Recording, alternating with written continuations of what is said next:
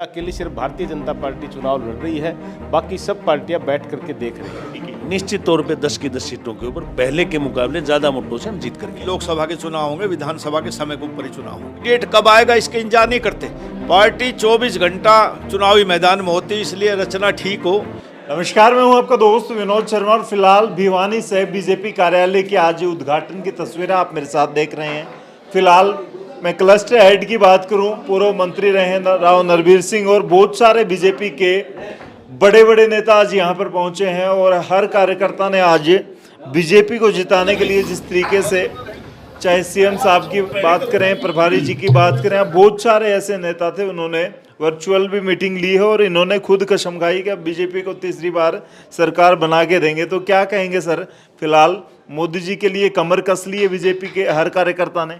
Bharatiya Janata party ने सभी 543 लोकसभा के ऊपर अपने अपने ऑफिस खोल लिया आज, और 29 फरवरी तक उम्मीद है कि भारतवर्ष में सभी विधानसभाओं के ऊपर भी चुनाव कार्यालय खुल जाएंगे। भारतीय जनता पार्टी एक संगठनात्मक पार्टी है। कैंडिडेट कब आएगा इसके इंतजार नहीं करते। पार्टी 24 घंटा चुनावी मैदान में होती है, इसलिए रचना ठीक हो, नीचे तक बूथ लेवल तक सभी कार्यकर्ता को जागृत किया जाए। और आज से ही मुख्यमंत्री जी ने संबोधित किया कि आज से ही हम रण क्षेत्र में जा रहे हैं, चुनाव शुरू हो गए। तो इसलिए हर भारतीय जनता पार्टी के पदाधिकारी और कार्यकर्ताओं को आह्वान किया है कि चुनाव की तैयारी करो और जनता के बीच में आप लोग जाओ। लोकसभा का तो ठीक है, विधानसभा का भी साथ साथ कोई इशारा है कि साथ ही हो सकते हैं इलेक्शन? मेरे को नहीं लगता 1% भी कि विधानसभा के चुनाव साथ होंगे। अभी लोकसभा के चुनाव होंगे, विधानसभा के समय के ऊपर ही चुनाव होंगे। लेकिन तैयारियां पहले से ही नहीं, तैयारी लोकसभा के अनुसार, विधानसभा वाई चुनाव है। 9 विधानसभाओं पे एक ऊपर लोकसभा है, तो सब जगह दफ्तर खुलेंगे, उनकी तैयारी लोकसभा के हिसाब से हो रही है। विधानसभा के चुनाव अभी नहीं है। तो हरियाणा में 10 सीटों की जिताने की बात चल रही है, क्या स्थिति लग रही है? नहीं, जिताने की बात नहीं चल रही। भारतीय जनता पार्टी पहले भी 10 की 10 सीटें जीती हुई, यहाँ दोबारा से रिपीट होना है। मोदी जी के नेतृत्व में तिबारा से यहाँ 10 की 10 सीट आएंगे, देश में सरकार बनाएंगे। पिछली बार से ज़्यादा बहुमत इस बार देश की जनता देने जा रही है। जी, आप मानते हैं ऐसे ही 10 की 10 सीटें निकाल पाएगी बीजेपी? बिल्कुल बिल्कुल। बीजेपी जो है सभी 10 की 10 सीटें लेने पर जीतने वाली हैं। और भारतीय जनता पार्टी का इस लोकसभा के इंचार्ज के नाते से मुझ पर भी ये ड्यूटी है कि वो पूरे के पूरे कार्यकर्ताओं में जोश और वो उमंग वो रहे विश्वास। उसके नाते से आज हमने यहाँ, कल हमारी रोहतक में एक वर्कशॉप हो रही थी, उसके बाद में जो है आज पूरे प्रदेश भर में ये रहे है। 29 फरवरी से पहले पहले जो है हम विधानसभा अनुसार भी दफ्तर खोलने वाले। मुकेश गौड़ जी हैं और नए नए जिलाध्यक्ष बने हैं, पूर्व में काफ़ी चर्चाओं में रहे हैं, खुशी काफ़ी है चेहरे पे। 10 सीटों पर मजबूती नजर आ रही है। निश्चित तौर पे भारतीय जनता पार्टी हरियाणा प्रदेश की 10 की 10 लोकसभा की सीटें जीतने जा रही है। जिलाध्यक्ष बन गए हैं तो जिम्मेदारी धुपड़ा जी ने आपको ज़्यादा दे दी है कंधों पर, अब उसको किस तरीके से मैनेज कर पाएंगे? हालांकि भिवानी तो सेंटर बना दिया गया, तीनों जिलाध्यक्ष पहुंचे हैं और वहां से भी कार्यकर्ता पहुंचे हैं। चरखी दादरी की बात कर लें, महेंद्रगढ़ की बात कर लें, तो कैसे मैनेज कर पाएंगे? कोई नहीं, दोपड़ा जी भी जिलाध्यक्ष यही हैं और मैं भी यही हूँ, वो तो ठीक है। हाँ, मिल के चलाएंगे, अच्छे से चलाएंगे। और मैंने प्रदेश स्तर की जिम्मेवारियाँ भी निभाई हैं। जिला की जिम्मेवारी है। इस लोकसभा के अंदर जो 9 सीटें आती हैं, हम सब का मिल करके टारगेट है कि 9 सीटों में पहले के मुकाबले ज़्यादा मैंडेट के साथ में, ज़्यादा मतों के साथ में हम जीत करके आए। तो 10 के 10 पे फतेह करेगी जो नई टीम नायब सैनिक की? निश्चित तौर पर 10 की 10 सीटों के ऊपर पहले के मुकाबले ज़्यादा वोटों से हम जीत करके आएंगे। यहाँ पे कुछ कार्यकर्ता और पदाधिकारी हैं, अगर जिलाध्यक्ष नई बनी है, चरखी दादरी की भी आपको नजर आ रही होंगी, क्या कहेंगे डॉक्टर साहब? जिस तरीके से माहौल है और बीजेपी वालों का जोश है, आपको लगता है कि आपके कंधों पर जो जिम्मेदारी आई है उसको 10 की 10 की रूप में आप निभा पाएंगे? बिल्कुल। सबसे पहले आपके चैनल का, आप सबका बहुत बहुत धन्यवाद, आभार। क्योंकि जब हमें जिम्मेवारी मिली तो माननीय अध्यक्ष जी ने पहली बैठक में कहा था कि अगर पहले 10 किलो वज़न लेके चल रहे हो तो अब 40 किलो वज़न लेके चलना पड़ेगा। तो ये बहुत बड़ी जिम्मेवारी है। और जिम्मेवारी को हमने, जैसे परसों ही 27 तारीख को कुछ बैठकें हुई हैं लोकसभा को लेकर के, जो पहली बैठकें हुई हैं, उसमें चलो गांव की ओर अभियान जो हमारा भारतीय जनता पार्टी का हर बूथ पे कार्यकर्ता, हमने निश्चित किया है कि हर बूथ पे कार्यकर्ता जा कर के, और हमने ये संकल्प लिया है कार्यकर्ताओं के माध्यम से कि हम 15% वोट जो हमने पहले वोट लिए हैं उससे आगे 15% वोट बढ़ाने का काम करेंगे। इतनी जिम्मेवारी हमने कार्यकर्ताओं के विश्वास के ऊपर, और जनता जो माननीय नरेंद्र मोदी जी को फिर से, क्योंकि हम उनके सपनों का भारत और विश्व गुरु भारत जो है उसको बनाने के लिए जनता बहुत ज़्यादा उत्सुक है। और इसी के साथ आपके चैनल का फिर बहुत बहुत धन्यवाद। जी आपसे लास्ट सवाल, क्योंकि चाय ठंडी हो रही है आप लोगों की, क्या कहेंगे महिलाओं की जिम्मेदारी जिस तरीके से अब लोकसभा की आपको मिली है, तो उस तरीके से महिलाएं भी तैयार हैं? जी बिल्कुल, निश्चित तौर पे, क्योंकि आधी आबादी ने पहले भी, चाहे लोकसभा के चुनाव हुए हों चाहे विधानसभा के चुनाव, अपने वोट का प्रयोग माननीय नरेंद्र मोदी जी के लिए किया है, भारतीय जनता पार्टी के लिए किया है।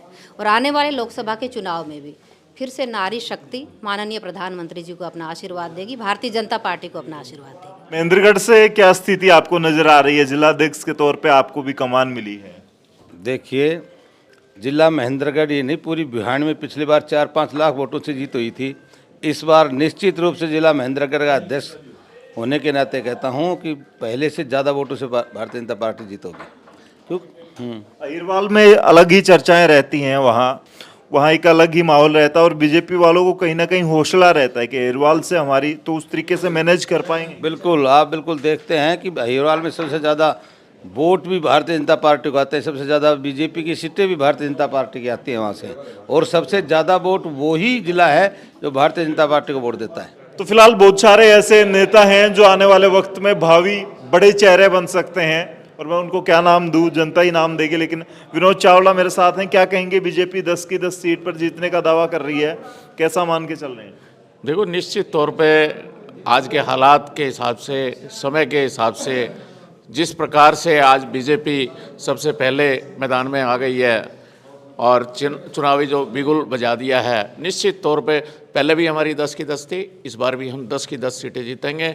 और हम अभी जो है वो प्रोग्राम ख़त्म होने के बाद सभी मंडल अध्यक्ष यहाँ बैठे हैं, प्रभारी भी बैठे हैं यहाँ। ऐसा नहीं है कि भी मीटिंग ख़त्म होगी हम अपने अपने घरों को चले जाएंगे। बीजेपी वालों का काम खत्म नहीं होता। बीजेपी वाले तो जिस दिन 10 सीटें पूरी हो जाएंगी हमारी, विजय श्री का हमारे को टीवी पे आ जाएगा नज़र कि हम जीत गए हैं, उसके बाद फिर हम। रविंद्र बाबू क्या कहेंगे? मोदी जी का फैक्टर वैसे ही चलेगा जैसे पिछली बार था? देखिए, पिछली बार भी हरियाणा के अंदर 10 की 10 सीटें कार्यकर्ताओं के नाते हमने जीतने का काम किया, और जितना डिफरेंस से हम पिछली बार जीते से, मैं अब की बार पूरे कॉन्फिडेंस के साथ एक बात आप लोगों के माध्यम से कहना चाहता हूं, अब की बार वो डिफरेंस और भी अधिक बढ़ने वाला है, क्योंकि विपक्ष के अंदर इस प्रकार का कोई नेता दिखाई ही नहीं दे रहा। अकेले सिर्फ भारतीय जनता पार्टी चुनाव लड़ रही है, बाकी सब पार्टियां बैठ करके देख रही हैं। क्या कहेंगे सैनी साहब? जिम्मेदारियां बड़ी हैं, क्योंकि तीसरी बार एंटी इनकम्बेंसी बड़ा शब्द है, और ये हो जाता है, कई जगह हो जाता है, जैसे कांग्रेस का अब राजस्थान में भी असर दिखा। नहीं, पूरे भारत में कहीं भी मोदी सरकार के खिलाफ एंटी कंपन्सी नहीं है, और भारतीय जनता पार्टी का जो कार्यकर्ता है 365 दिन 24 घंटे चुनाव के लिए तैयार रहता है। हम सब पार्टी के कार्यकर्ता कोई भी जिम्मेदारी संगठन हमें सौंपेगा उसको निभाते हुए प्रदेश की 10 की 10 लोकसभा सीटें जीतेंगे। क्या कहेंगे जी, मोदी जी का क्या माहौल नजर आता है आपको? बहुत बढ़िया। हरियाणा में भी वैसी स्थिति रहेगी 10 की 10 सीटों में? 10 की 10 सीटें जीतेंगे बहुत अच्छे मार्जिन से। मंडलों पर और मंडल के जो अध्यक्ष होते हैं उनको बड़ी जिम्मेदारी होती है, उसके बाद फिर बूथों पे चली जाती है बात, गांव में बढ़ जाती है। तो कैसे मैनेज हो पाता है इतना सिस्टम, इतना मैनेज कर पाना इतनी बड़ी पार्टी के काम? ऐसा है जी, मैं विनोद स्वामी, ग्रामीण मंडल अध्यक्ष। हमारे मंडल में हर जगह जहां शक्ति केंद्र प्रमुख, बूथ प्रमुख, सब पूरी की पूरी टीम गठित है, और सभी कार्यकर्ता पूरा मन लगा के काम कर रहे हैं, और गारंटी के साथ 10 की 10 सीटें हम हरियाणा की जीत के मोदी जी के हाथ मजबूत करेंगे। तो मोदी जी तो गारंटी दे ही रहे हैं लोगों को, लेकिन आप लोग मोदी जी को गारंटी दे रहे हैं कि आपकी हर जगह से, हर विधानसभा से और हर मंडल से हम जीत सुनिश्चित करते हैं?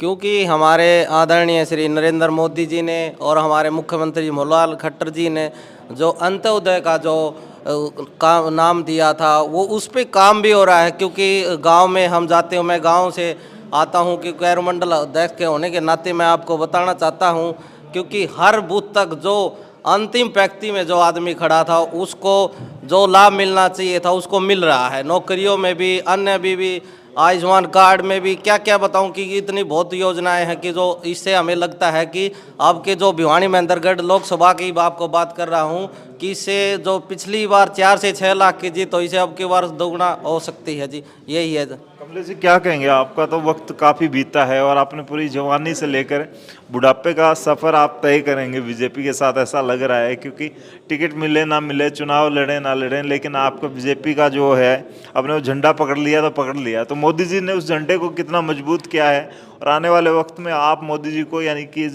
सारे नेता बैठे हैं, ये किस तरीके से देखते हैं 2024 में? निश्चित रूप से मेरा सफ़र 1980 से लेके और आज 2024 में जा रहा है। मैंने बहुत उतार चढ़ाव देखे हैं। एक समय वो भी देखा है कि बोला भाई उस घर में चला जा, वहाँ कोई मिल जाए तो ठीक, नहीं तो तेरे लिए रोटी भी नहीं है। ऐसा समय मैंने देखा है और आज तो हम बहुत फील गुड कर रहे हैं। परंतु मोदी जी ने जो अब एक विज़न दिया है कि हम 400 क्रॉस करें, तो निश्चित रूप से 10 सीटें पहले जीते थे और हम कॉन्फिडेंस में नहीं आना कि भी जीत गए, नहीं, हर बूथ पे हर पन्ना प्रमुख के साथ सामंजस्य बिठा करके, और मेरा मानना है कि पिछले मार्जिन से ज़्यादा बहुमत से हमारे प्रत्याशी जो भी होंगे उनको हम जिता करके और लोकसभा में अपना कमल भेजेंगे, कमल खिलाएंगे लगता है। और महिलाएं भी इस तरीके से, आप भी हालांकि भिवानी के एक मंडल के अध्यक्ष हैं, लेकिन महिलाओं की स्थिति क्या मानती हैं? मोदी जी ने जो बातें महिलाओं के लिए, जो योजनाएं लेके आए, खास करके आरक्षण की बात करें महिलाओं के लिए, बहुत सारी बातें ऐसे आई, तो उससे कितना प्रभावित हुई हुई? ऐसा है, महिला तो प्रभावित हुई हैं। चारों तरफ की जो प्रचंड बहुमत की जो जीत हुई है हमारी, जो हमें प्रचंड बहुमत मिला है, आप उससे अंदाज़ा लगा सकते हैं कि इतनी महिलाओं की स्कीम, 33% का जो आरक्षण हमें मिला है, उससे महिलाओं में भी इतना जोश है, इतना उत्साह है कि अगर देखें कि आज मैं एक मंडल अध्यक्ष होने के नाते तो मैं चाहूँगी कि नीचे मेरे पन्नापुर तक की अगर मैं टीम बनाती हूँ तो मैं ज़्यादा से ज़्यादा महिलाओं का समूह तैयार करूँगी। और समय पे जैसे क्या है कि एसजी हेल्प ग्रुप की महिलाओं को हम एकत्रित करते हैं, उनके साथ मीटिंग करते हैं, बैठकें करते हैं, जो उनके किसी भी तरह की कोई हेल्प चाहिए होती है उस कार्य को हम पूरा करते हैं, ताकि ज़्यादा से ज़्यादा हमारे संगठन को मजबूती मिले और हमारा प्रचंड बहुमत ऐसे ही लहराता रहे।